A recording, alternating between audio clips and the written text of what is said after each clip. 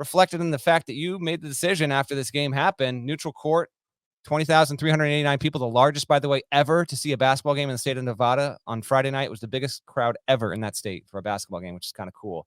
You decided it's enough for me. I go Duke 1, Gonzaga 2, and then you drop Purdue down to 3 instead of bumping Purdue up to number 1. I'll be interested to see if that's the case on Monday, because as Purdue fans well know, and general public probably doesn't, no team has more appearances all time in the history of the AP Top 25 without getting a number 1 ranking than Purdue. We wait and see if the voters reflect what GP did by putting Duke number 1, or if they'll slide up the Boilermakers, which are ahead of the Blue Devils, but by nature of beating Gonzaga, it complicates it just a little bit.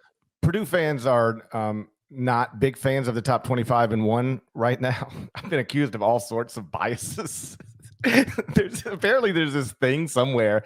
Gary Parrish has always hated Purdue. Like, what? Why would I even? Jerry Palm is a Purdue alum. My friend Julie Villanova is a Purdue alum. I love Matt Painter. I love Purdue.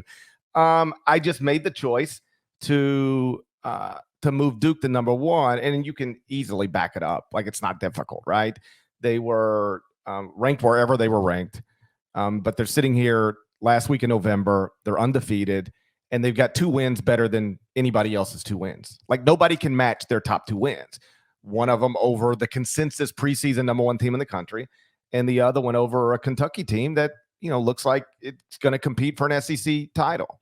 And so, when you are wherever you are and you beat number 1 and you're undefeated and you have 2 wins better than anybody else's 2 wins, plus, you look the part and the computer numbers are there to support it for the most part, you can totally reasonably jump that team to 1. And if you're going to jump that team to 1, you can drop the team that they just barely beat, who was number 1, down to 2, who is still number 1 in all the computers. And then that leaves Purdue at number 3. And so I don't know what AP voters will do on Monday. It'll either be Duke or Purdue at number 1. That's obvious.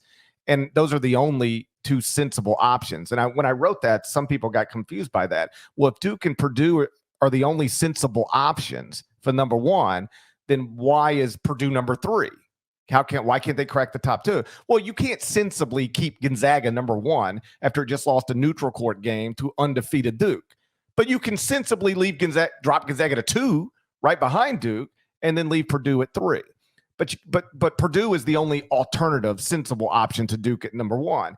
And though I used to write a column clowning AP voters every single Monday, if I were still writing that column and Purdue was ranked number 1 tomorrow on Monday, I wouldn't write it about that. There's nothing crazy or wrong about voting Purdue number 1. It should be Duke or Purdue, and it could be either.